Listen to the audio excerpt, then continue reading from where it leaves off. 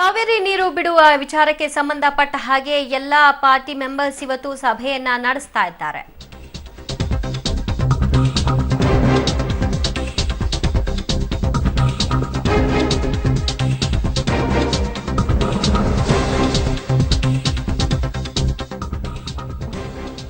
ಕಾವೇರಿ ನೀರು ಬಿಡುಗಡೆ ವಿಚಾರ ಸಂಬಂಧಪಟ್ಟ ಹಾಗೆ ವಿಧಾನಸೌಧದಲ್ಲಿ ಸರ್ವ ಪಕ್ಷಗಳ ಸಭೆ ಆರಂಭವಾಗಿದೆ. ಸಿಎಂ ಸಿದ್ದರಾಮಯ್ಯ ನೇತೃತ್ವದಲ್ಲಿ ಸಭೆ ನಡೀತಾ ಇದ್ದು ಪರಿಷತ್ ವಿಪಕ್ಷ ನಾಯಕ ಈಶ್ವರಪ್ಪ, ಲೋಕಸಭೆ ಕಾಂಗ್ರೆಸ್ ನಾಯಕ ಖರ್ಗೆ, ಕೆಎಚ್ ಮುನಿಯಪ್ಪ ಭಾಗಿಯಾಗಿದ್ದಾರೆ.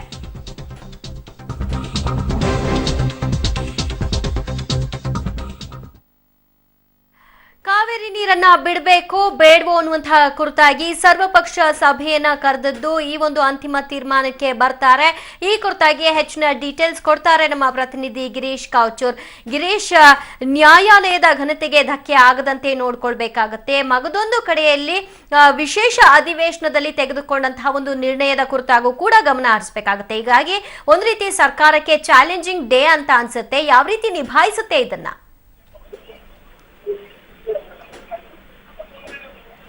ಗಿರೀಶ್, ನನ್ನ ಧ್ವನಿ ಕೇಳಿಸ್ತಾ ಇದೆಯಾ?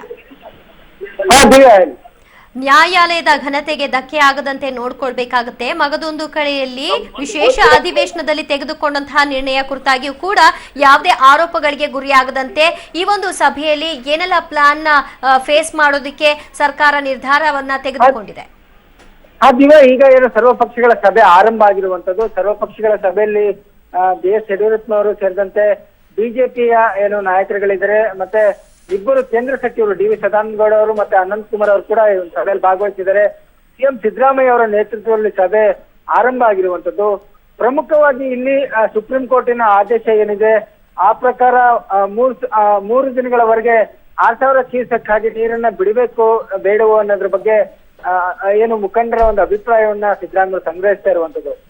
ಸುಪ್ರೀಂ ಕೋರ್ಟ್ ಎಷ್ಟೇ ಮನವಿ ಮಾಡ್ಕೊಂಡ್ರು ಕೂಡ ಸುಪ್ರೀಂ ಕೋರ್ಟ್ ಬಹಳ ಸ್ಪಷ್ಟವಾಗಿ ಹೇಳಿದೆ, ಸುಪ್ರೀಂ ಕೋರ್ಟಿನ ಘನತೆಯನ್ನ ನೀವು ಎತ್ತಿ ಹಿಡಿಬೇಕು, ಹೀಗಾಗಿ ನೀರನ್ನ ಬಿಡಿ ಅನ್ನುವಂತ ಒಂದು ಸೂಚನೆಯನ್ನ ಕೊಟ್ಟಿದೆ.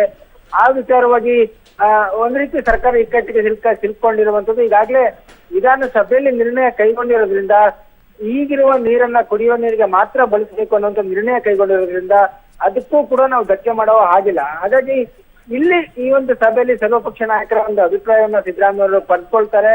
ಒಂದು ವೇಳೆ ನೀರು ಬಿಡುವಂತ ಒಂದು ಸನ್ನಿವೇಶ ಎದುರಾದ್ರೆ ಅದಕ್ಕೆ ಪ್ರತಿಪಕ್ಷಗಳ ನಾಯಕರು ಒಪ್ಪಿಗೆಯನ್ನ ಸೂಚಿಸಿದ್ರೆ ಬಹುತೇಕ ನೀರು ಬಿಡ್ಲಿಕ್ಕೆ ಸರ್ಕಾರ ಮುಂದಾಗ್ಬೋದು. ವಿಧಾನಸಭೆಯಲ್ಲಿ 27 TMC ವರೆಗೆ ಮಾತ್ರ ಕುಡಿಯುವ ನೀರಿನ ಬಳಕೆಗೆ ಅನ್ನುವಂತ ಒಂದು ಮೆನ್ಷನ್ ಅನ್ನ ನಿರ್ಣಯದಲ್ಲಿ ಮಾಡಿದ್ದಾರೆ. ಮತ್ತೆ ನಾನು ನಿಮ್ಮನ್ನ ಸಂಪರ್ಕ ಮಾಡ್ತೀನಿ. ಇನ್ನು ಕಾವೇರಿ ನೀರು ಹಂಚಿಕೆ ವಿವಾದ ಸಂಬಂಧಪಟ್ಟ ಹಾಗೆ ಸರ್ವಪಕ್ಷ ಸಭೆಗೆ ಹೋಗೋ ಮುನ್ನ ಈಶ್ವರಪ್ಪನವರು ರಿಯಾಕ್ಟ್ ಮಾಡಿದ್ದಾರೆ, ಏನ್ ಹೇಳಿದ್ದಾರೆ ಕೇಳೋಣ.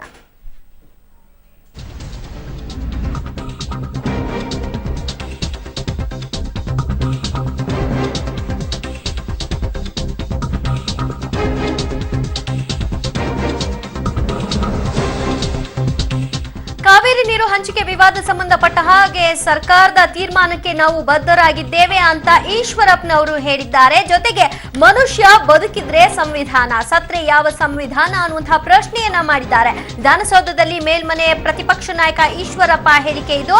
ಸಂವಿಧಾನ ಹೇಳ್ತಾ ಇದೆ ಎಂದು ನೀರ್ ಬಿಡ್ತೀವಿ ಅನ್ನಕ್ಕಾಗತ್ತಾ ಅನ್ನುವಂತಹ ಪ್ರಶ್ನೆಯನ್ನ ಎತ್ತಿದ್ದಾರೆ. ಈ ಕುರಿತಾಗಿನಷ್ಟು ಡೀಟೇಲ್ಸ್ ಕೊಡ್ತಾರೆ ನಮ್ಮ ಪ್ರತಿನಿಧಿ ಗಿರೀಶ್ ಕಾವಚೂರ್. ಗಿರೀಶ್,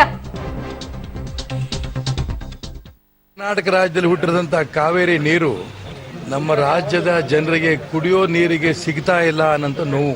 ಅಲ್ಲ, ಬದುಕಿದ್ರೆ ಸಂವಿಧಾನ, ಕುಡಿಯೋಕ್ ನೀರಿದ್ದೇ ಸಂವಿಧಾನ, ಸತ್ರ ಎಂತ ಸಂವಿಧಾನ? ಇವತ್ತಿನ ಪರಿಸ್ಥಿತಿ ಸಾಯಂತ ಸ್ಥಿತಿ ಇದೆ. ಕುಡಿಯೋಕ್ ನೀರಿಲ್ಲ ಅಂದ ತಕ್ಷಣ ಸಂವಿಧಾನ, ಕಾನೂನು, ಇದನ್ನ ನಾವ್ ಏನ್ ನೋಡ್ಬೇಕು, ಎಲ್ಲಿ ನೋಡ್ಬೇಕು ನನಗೊತ್ತು ಗೊತ್ತಾಗಲ್ಲ. ಆ ಭಾಗದ ರೈತರಿಗೆ ನೀನ್ ಸಂವಿಧಾನ ಹೇಳುತ್ತಪ್ಪ, ನೀನು ಕುಡಿಯೋಕ್ ನೀರು ಕೊಡಲ್ಲ ಅಂತಂದ್ರೆ ನಾನು ಸಾಯ್ತೀನಿ ಅಂತ ಸಾಯಿ ಅಂತ ಒಪ್ಕೋಬೇಕಾಗತ್ತ ನಾವು? ಅದಕ್ಕೋಸ್ಕರ ಇವತ್ತು ಇಡೀ ಕರ್ನಾಟಕ ರಾಜ್ಯ ಒಂದಾಗಿ ಹೋರಾಟ ಮಾಡ್ತಿರೋ ಕಾರಣ ಇದೇನೆ. ನಮ್ಮ ಹತ್ರ ನೀರಿದ್ದಂಥ ಸಂದರ್ಭದಲ್ಲಿ ಎಂದೂ ಕೂಡ ನಾವು ಹಿಂದೆ ಮುಂದೆ ನೋಡಿಲ್ಲ. ತಮಿಳುನಾಡಿಗೆ ಯಥೇಚ್ಛವಾಗಿ ನೀರು ಬಿಟ್ಟಿದ್ದೇವೆ. ಆದರೆ ಇವತ್ತು ತಮಿಳುನಾಡು ಮಾಡ್ತಾರಂತ ಹಠ ನೋಡ್ರೆ ಭಯ ಆಗುತ್ತೆ, ಆಶ್ಚರ್ಯ ಆಗುತ್ತೆ. ಈ ಕುರಿತಾಗಿ ಹೆಚ್ಚಿನ ಡೀಟೇಲ್ಸ್ ಕೊಡ್ತಾರೆ ನಮ್ಮ ಪ್ರತಿನಿಧಿ ಗಿರೀಶ್ ಕಾವಚೂರ್. ಗಿರೀಶ್, ಒಂದು ಕಡೆ ಈಶ್ವರಪ್ಪನವರು ಸರ್ಕಾರ ಯಾವ ಒಂದು ಕ್ರಮವನ್ನ ತೆಗೆದುಕೊಳ್ಳುತ್ತೋ ಅದಕ್ಕೆ ಬದ್ಧರಾಗಿದ್ದೀವಿ ಅಂತಾರೆ. ಮಗದೊಂದು ಕಡೆ ಸಂವಿಧಾನ ಹೇಳುತ್ತೆ ಅಂತ ನೀರು ಕೊಡದೆ ಇರೋದಕ್ಕಾಗತ್ತಾ ಅನ್ನುವಂಥ ಪ್ರಶ್ನೆಯನ್ನು ಎತ್ತಿದ್ದಾರೆ. ಒಂದ್ ರೀತಿ ಸಂದಿಗ್ಧ ಪರಿಸ್ಥಿತಿ ಸೃಷ್ಟಿ ಆಗಬಹುದು ಅನ್ಸುತ್ತೆ ಇವತ್ತಿನ ಸರ್ವಪಕ್ಷ ಸಭೆಯಲ್ಲಿ.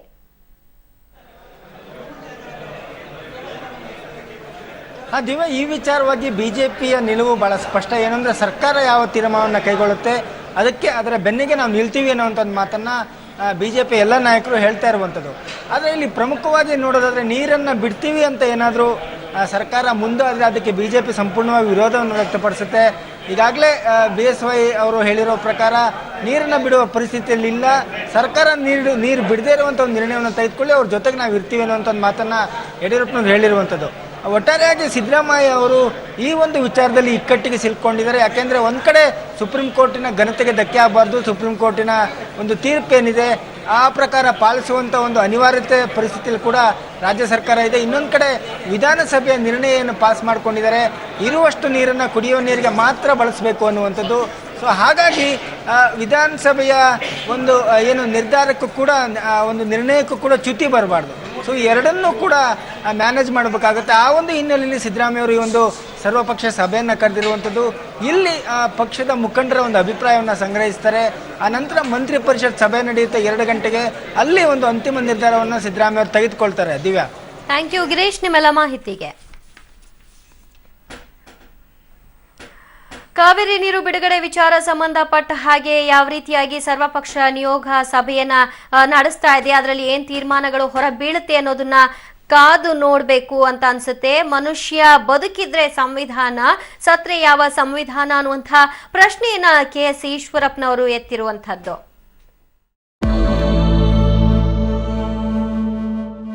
ನ್ಯಾಯಾಲಯ ತನ್ನ ಹಠಕ್ಕೆ ಬಿದ್ದಂಗೆ ಕಾಣಿಸ್ತು. ಕರ್ನಾಟಕದ ವಾದವನ್ನ ಹೆಚ್ಚು ಕಡಿಮೆ ಕೇಳಲಿಲ್ಲ, ಒಂದು ಸಣ್ಣ ರಿಲೀಫ್ ಅನ್ನ ಕೊಡ್ತು. ಅದು ಕೇಂದ್ರ ಸರ್ಕಾರದ ಮಧ್ಯಪ್ರವೇಶದ ರೀತಿಯಲ್ಲಿ. ನೋಡೋಣ ಏನಾಗಿದೆ ಅಂತ. ಮತ್ತೆ ಅನ್ಯಾಯವಂತೂ ಆಯಿತು. ತಮಿಳುನಾಡಿಗೆ 3 ದಿನದಲ್ಲಿ 18,000 ಕ್ಯೂಸೆಕ್ ನೀರನ್ನ. ಕೋರ್ಟ್ ತೀರ್ಪು ಬಂದ ಹಿನ್ನೆಲೆಯಲ್ಲಿ ಮಂಡ್ಯದಲ್ಲಿ ಪ್ರತಿಭಟನೆ ಮತ್ತೆ ಆರಂಭವಾಗಿದೆ. ಮತ್ತೆ ನೀರು ಬಿಡುವಂತೆ ಕೋರ್ಟ್ ಆದೇಶವನ್ನ ಮಾಡಿರುವಂತಹ ಹಿನ್ನೆಲೆಯಲ್ಲಿ ಮಂಡ್ಯದಲ್ಲಿ ರಾಷ್ಟ್ರೀಯ ಹೆದ್ದಾರಿಯನ್ನ ತಡೆದು ಪ್ರತಿಭಟನೆಯನ್ನ ಮಾಡ್ತಾ ಇದ್ದಾರೆ.